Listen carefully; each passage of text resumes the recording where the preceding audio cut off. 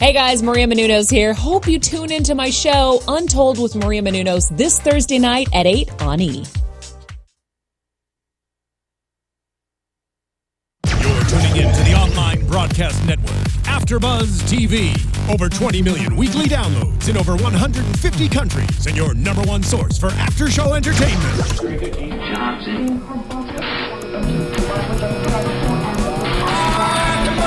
AFTERBUZZ TV, the destination for TV superfans. Producing aftershows for over 300 of your favorite TV shows. Interviewing celebrities and showrunners. And bringing you behind-the-scenes exclusives. All thanks to E! Entertainment's Maria Menounos, producer Kevin Undergaro, and internet leader Akamai.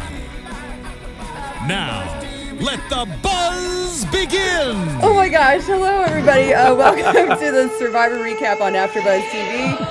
As you can tell, it is our Halloween episode. I was just recovering from a little wardrobe malfunction over here. I will be your surly pirate for the evening. Arr! Arr, matey. And I'm sitting next to Superman over here. Superman, yes. Now, people might say, why aren't you guys dressed like Survivor contestants? Or last year I was Jeff Probst. Ryan was actually you. Yes. Because you were missing, unfortunately. It was hysterical. But we are dressed up as Survivor seasons tonight. That's right. So, we're not going to reveal till the end which season inspired our costumes. So at home, we want you guys to try and figure out which seasons are. We have the Pirate Jerri and Superman Justin. Yeah, I want to see what you guys think before you find out what the answer actually is, because I'm still trying to figure out which one Justin is. Oh, Jerri! I'm kidding. I figured it on the way here. Oh. Although you should be wearing a fat suit. Shh, we'll talk after that. But there's also a trivia question. If you figure out what seasons we are, then what we also want you to try and figure out, Jerri hasn't figured it out yet, but I have.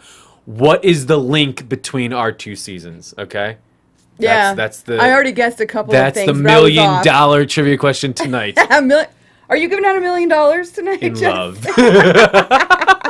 But happy Halloween! You look fantastic in your pirate outfit. Thank you very much. What outfit? What costume? Oh, I mean, it's not a costume. I dress like this every day. That's what you dress like. I wish I could. Black Sails. I'm trying to get a job on Black Sails. You know. Oh. Well, I was saying earlier before we went on air that I'm also Superman to try and save this episode because it was a little bit of a snooze fest. It was a little bit of a snooze fest. I'm glad we got to see what Jeff Probst was trading for Rice. Yes. And although I think both of us were still equally as upset as we were last week about the whole thing in general. Yeah.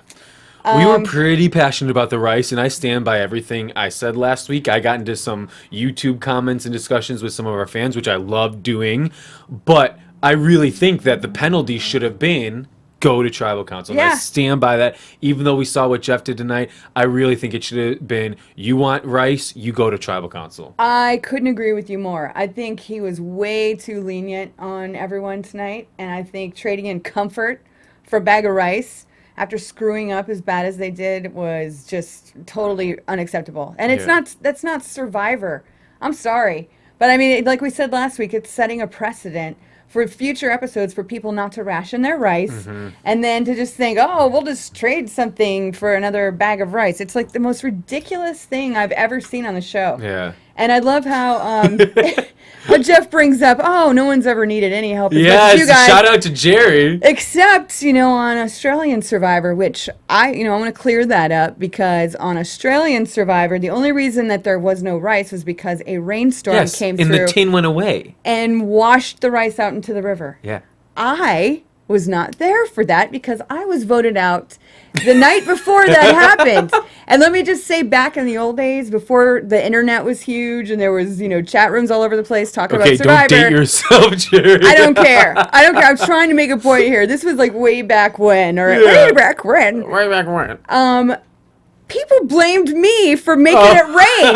No, I was just going to say, I'm imagining you at Ponderosa. Did they have Ponderosa back then? Yes. You at Ponderosa doing some voodoo rain dance and making it rain and the floods. Were you the one who wrote that comment on the internet? No, but I was about to say it before you my God. took the words right out of my mouth. I mean, I seriously got blamed for a rainstorm. The old witch did the rainstorm and made it rain. The true villain. that you are. Yeah, it was pretty crazy. But so, didn't Tina get in the water? I remember Tina getting in the water and getting that tin. she tried to save it, and where we were at in Australia, when it rained, it turned into like poured. rapids. It was Mudslides. really dangerous. Yeah. So, But it just is, again, I don't know how many times we can talk about that there have been a lot of difficult conditions on Survivor. Surviving in the elements with the food and rationing is part of the game. Exactly. And I love that Jeremy was pissed off about the decisions that were going down. I was so on Jeremy's side. Yes. And I think, you know, what ended up happening anyway, you know, they end up getting a reward with food, and he's just sitting there totally upset. Yeah. But let's not get ahead of ourselves here. So at the top of the episode, did you notice like the crazy, like scary music? It was like boom, boom, Halloween. boom, boom. It was perfect for our Halloween episode. But I was like, really? You know, and then Dale's talking about watching his daughter get slaughtered. Like, come on, you guys, it's a little dramatic, don't you think? Slaughtered, really? A little bit. And I wish that Kelly would have survived over Dale, but, you know, I like... Oh, me too. I like that Dale is trying to make use, or did try and make use this episode of his fake idol. Kudos, but again, these fake idol plays that are just not good. No. Val struck out, no Academy Award. Vale, no Academy Award going to these people for these acting skills on these fake idols. No. And, okay, first of all, that little itty-bitty teeny-weeny thing that you were calling an idol, it's too tiny. Idols are big and heavy. Come on, But Dale. John kind of bought it hook, line, and sinker. Well, of course he did. Yeah. Yeah. John. He's a meathead. John. Oh my gosh. Okay, so we go over the Hunapu tribe, and they're all sitting around going, what are we going to have to give up for rice? Jeremy's totally upset about it. He's like, what are we doing? These people are idiots. Yeah. And sure enough, Jeff shows up with a baby-sized bag of rice. Baby size. Yeah, I mean... A toddler. It was a toddler. Oh, I thought you were okay. A bag of rice the size of a baby. Yeah, not a newborn. That is a big toddler, I might add. Yeah. Huge. It was that toddler a lot of rice. massive bag of rice. Yeah, so, and they're all just trying to figure out what are we going to have to give up. Jeff makes them all feel bad, and then he says, okay, we're going to take away all your comforts. Everything you won, your tarp, your hammock, your blankets, your pillows. Yeah. Wah, Yeah. wah. Really? Seriously? And this is, you don't go on Survivor to get the comforts. No. You go on Survivor to survive the elements and play the game. So taking away the comforts, yes, although that is inhibiting their lifestyle at camp and, you know, laying on the hammock and having, you know, the blanket. Yeah, that's a big deal. But that's not Survivor. No. That's not Survivor. Like, they earned that. They're lucky to win that from the reward. But that as the ultimate reason in like starting them from scratch, I believe Jeff said, like, you're starting over. Yeah, no, you're not. Okay, so 14 days in, let's just live recklessly for 2 weeks and then get to start over like day one. That's not that bad of a deal. No. And it's, you know, the other tribe doesn't have any comforts. Yeah. None. So to me, I was just like, you're not really losing that much in relation to the entire game. Yeah. You're just not going to be as dry as you were before. But the other tribe is going through the same exact thing. And it's a really good point. When you put it in relation to the other tribe, 14 days in, they don't have the comforts. Yet this tribe, and Jeff made the argument too, like, you guys maybe have been doing better because you did eat so much rice compared to the other tribe. And so basically we're just going to give you all that rice back. Yeah, and which I'm going to call bull crap on anyway, because I'm sorry, an extra handful of rice is not going to make you perform at a challenge any better than if you didn't have that handful of rice.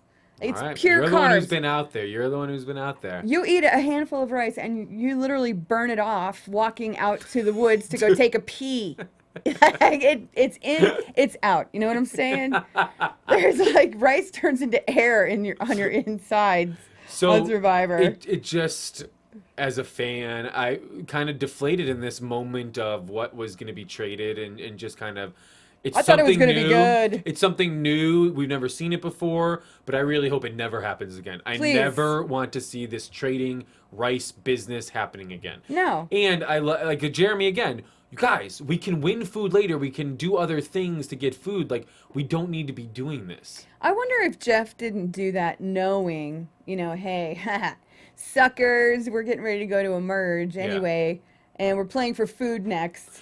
Here's the thing. Even if they didn't win, let's say Baylor won the challenge and Reed didn't win and Hunapu still didn't get food from that reward, think of then the drama we would have got going back to camp that they didn't have any food, they didn't win reward. It still would have been great television, the fact that they didn't have as much food and they didn't have any food and they didn't make that trade. It would have been more, I think, compelling than let's just take away your comfort and give you a full bag of rice again.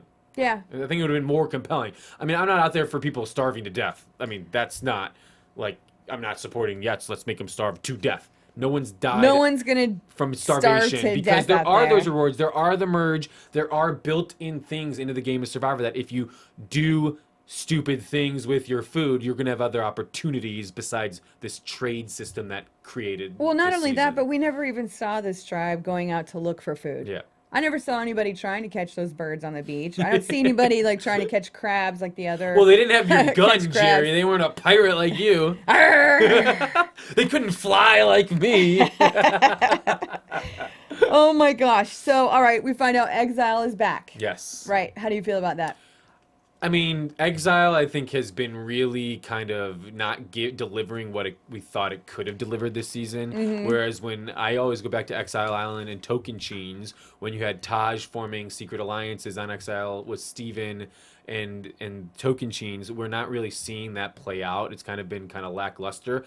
This episode, we didn't even see them trying to rough it on Exile Island. Yeah. But the one thing I did really, really like about this episode in Exile Island was when Reed won the challenge and had to send someone. He first wanted to send Julie, and then Natalie volunteered to do it for a strategic reason. Natalie, hats off to you. Jerry's hat off to you. I don't have a hat, but I love that Natalie decided, screw some meat and kebabs. I'm going to step up and go to Exile Island to give myself a foot in the game strategically. Right. I love that Natalie did that. Yeah. Loved it. No, Natalie earned a lot of respect from me tonight because she did choose strategy over food, Yes. which you don't see that very, very often, Mm-hmm. except maybe in the auctions, people tend to Yes. really go for the strategy.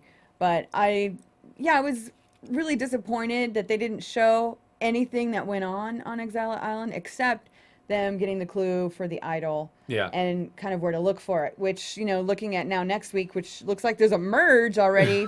Yeah. Hello. It's like, okay, these two know that there's an idol somewhere. Oh my gosh. I don't know.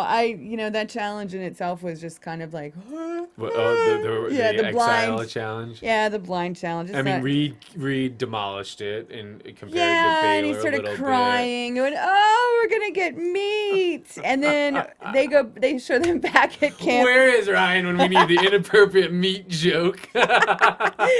He's not here, damn He's it. not here, but congrats to Ryan. He did become one of the 4 top finalists of that dream jobbing competition. Sweet. So he's going to that VH1 show Morning Buzz next week, Monday and Tuesday, to be their social media host to try and do it for a week.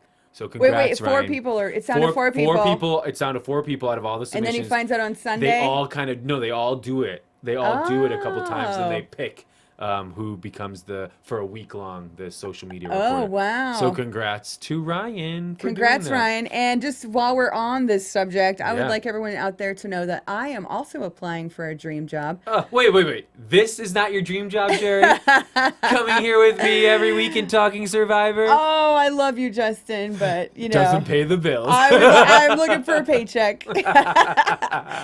So I am actually applying for a TV producer position on that show for the CBS hit comedy The Millers. Oh. So if you go to dreamjobbing.com and look under the TV producer segment, Vote for your video. you will see at the bottom my face and my totally hilarious video that I Ooh. shot in my house with my husband. And let me just tell you, I crack up every time I watch it. Oh, I love it. So I was trying to entertain people and get their vote that way, It's not a just by comedy begging. show, so it makes sense. I am begging for your And- vote, but don't get me wrong. I'm totally begging for your vote right now, but I'm telling you right now, if you go watch my video, you will be highly entertained. Jerry, do you know what former Survivor winner and 2-time player is actually a writer on that comedy show? Cochran? Yes. He's the writer on that show? Yes, you should hit him up. I did not even know that. I thought it was on a different Well, you show. knew it. You got it. That's the show Cochran's a writer on. I did not know that. There you go. So works your Survivor angle. Hey, Cochran, maybe we'll be hanging out. Back to this episode. Oh, well, it was a boring episode. And scene. No. Okay. So anyway, it rains. Did you okay? Wait, but when they had to put somebody up for the challenge, Right. Baylor Jeff said put your best player up. Reed clearly was good for it. Baylor kind of just was not good. Mm-hmm. I don't know. Well, she wasn't. She wasn't that bad. terrible. I mean, It's just those pieces, I guess. The pieces. Yeah, Yeah. I have no idea why they both kept hitting themselves in the head. Yeah. I was like, obviously you need to stay low. Yeah. But whatever. Well, rain. So anyway, then we get an incredible rainstorm, which is, always the irony on Survivor. They lose their tarp, they lose Yeah. all their comforts. It rains worse than it's ever rained on this season. And Julie, you thought Julie was going to quit. Well, there was that tease a while back that someone's going to quit, so we were like, is this the episode where someone quits? Is it going to be Julie? And Jeremy was, no, Julie, don't quit, like making He was sure like, I need he you, needs I the need numbers. And you. he knows he needs that number because there's no way Reed is going to work with them. Reed's going to go with Josh and go with Wes and go with Alec. So if they lose or if they came to that point, Jeremy's not in the numbers, so... So, yeah, that's kind of strange that it It would suddenly be turned Julie, on Natalie, Jeremy. because the swap, Julie, Natalie, and Jeremy would be together versus those four. Well, if Natalie now gets Baylor and Missy to come with her, Yeah. that's looking pretty good for Jeremy if he can just We'll make see, it though, into the because merge. Baylor is really tight with Josh. So the merge, even we know that the merge is coming next week. There's so many. I'm excited for the merge because I'm kind of bored with the tribes right now. So I think there's so many different elements and pairs left and singles and different connections. Like you have Natalie with Baylor and Missy, but then Josh is also with Baylor. So there's going to be a lot of different layers going into next week. Yeah. I mean, I wanted to see Koyopa, Win. Kunapu lose. Yeah, and so that I win. could see what the dynamic would be I know. when they would lose. I know. And that didn't happen either. I know. So The rain was bad. it was bad, but again, It's Survivor. All right, here's the thing, people. I mean, seriously, it was one night of rain. Yeah. And I know it's miserable. I've Yeah. been there, I've done it. And I've been on seasons where it rains like 7, 8, 9 nights in a row, and you Yeah. think you're going to lose your mind. So anytime I see somebody about ready to crack after one night, I'm just like, why is this person on the show? I don't And Alec even said that understand. tonight. Alec said, this is Survivor. What'd you sign up for? So I was like, okay, good. Yeah, Alec, but good Alec also said when he was eating meat, I'm a meat collector. Like, what the hell does that mean? I'm a meat collector? I don't know. Have you ever heard of that before? I've heard of like a bone collector that Angelina Jolie starred in, but not I'm a meat collector. It was so weird. Him Yeah. and his brother, just like the things they say. Yeah. All right. So then let's see. We get to the immunity challenge, and it's like this crazy jump over an obstacle, roll a big cube, jump over, flip around some bags on some springs, and then put together a flag puzzle. And I thought for sure. Coyote had a huge lead. They dominated. They had 3 pieces of the puzzle before Hanapo even got to their puzzle. It was John putting the pieces up there while Missy was solving it. And then the couple, the boyfriends, Josh and Reed, came back from behind and won that puzzle. But I think what was smart, what they were doing versus John and Missy, was it seemed like solving it more On the 2 table. pieces at a time on the table. And then once they got them, Josh went up, Yeah. then Reed went up. They both were running and putting pieces up back and forth, where Missy was not moving. She was just sending John one by one with different pieces. That was not smart. No, it wasn't. And it was a bummer. I wanted to see, like you, Hanapu go to Tribal Council. Yeah. Let's see something different go on. Yeah, Coyopa sucks. I think that's why they have to merge next week, just because Yeah. everybody's at home going, okay, a blue team, Unapu wins again. Yay. Again. So the strategy then, it comes down to Dale going to John and making the deal, fake idol. the fake idol Okay, deal. I just got to talk about this thing because, all right, first of all, I think it's a dumb idea to Yeah. say you have an idol anyway, because it puts a target on you, and maybe the target wasn't even on you to begin with. And then you're just like, eventually everyone's going to find out that it's a fake idol. Yeah. Like, say it works for him and John and Jacqueline say, hey, now we know at the merge we have an idol. At some point, he's going to have to tell them it's not real, or he's going to totally screw them over, and then he's going to get screwed over. So it's like, to me, it's like a no-win situation eventually, right? Yeah, I think it could have, if it did save him one round, if he didn't have the idol, he would have 100% been gone tonight, which he was tonight. He did go home tonight. Yeah. But it did give him that, oh, maybe they'll think about it, last-ditch effort, which I think was good, but it didn't work. It didn't work. We have John and Jacqueline in the middle. They're the power couple again, and they're calling the shot, and Missy and Baylor saying, no, we need to split the vote. Keith and Dale, so if Dale does have the idol, then Keith goes home, and we're going to stick together and be the four of us together. Yeah. And we knew there was no debate. It was like they're going to go with Missy and Baylor. Well, here's my question. All right, I want to know if anybody ever went to Keith and said, hey, Keith, guess what? Dale has an idol. Yeah. At which point, Dale would have been like, or Keith would have been like, I have the idol and nobody knows yet. Yeah, it was. I kept waiting to see that play out, but it never did. That's another thing about this episode. I was like, what? I mean, I really think Scrappy Baylor is gonna go far this season. I really think that now we have the merge and everything. I think Baylor and Josh are gonna reunite and cause havoc. Well, what about Missy? I think Missy will be dragged along, but Missy eventually might be collateral damage. I think. You think so? Yeah, I don't know, but I wonder if Baylor's gonna vote her mom out. Well, pull a Laura Moritz and a Sierra. A tribal? There were tears between Baylor and Missy. Yeah, family tears. Yeah. I was like, We're very cynical this episode. It's the pirate in me.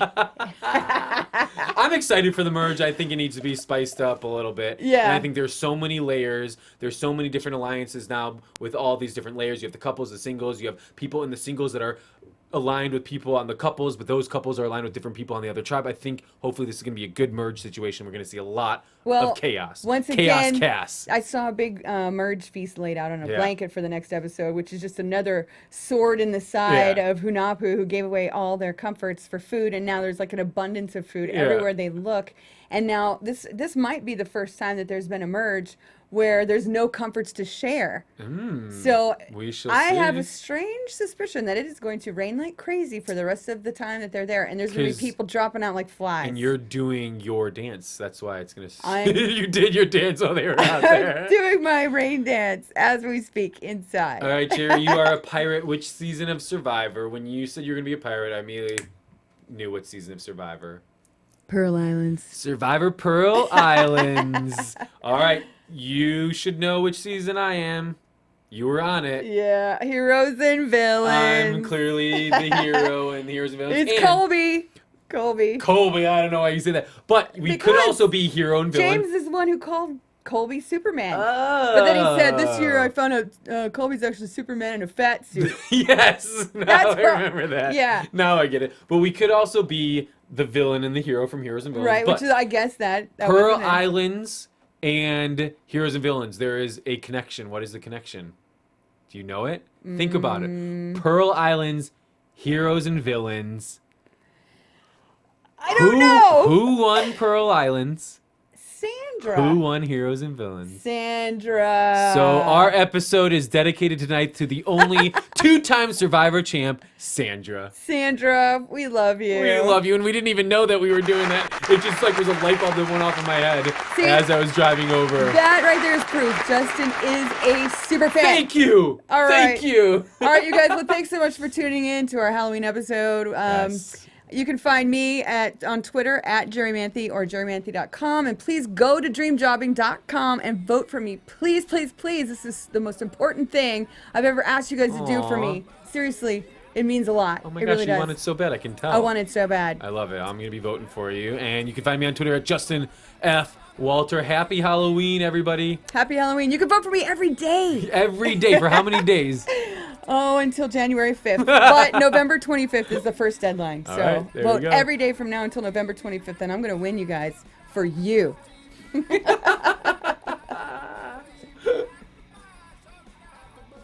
From executive producers Maria Menounos, Kevin Undergaro, Phil Svitek, and the entire AfterBuzz TV staff, we would like to thank you for listening to the AfterBuzz TV network. To watch or listen to other after shows and post comments or questions, be sure to visit AfterBuzzTV.com. I'm Sir Richard Wentworth, and this has been a presentation of AfterBuzz TV. Buzz you later. The views expressed herein are those of the hosts only and do not necessarily reflect the views of AfterBuzz TV or its owners or principals.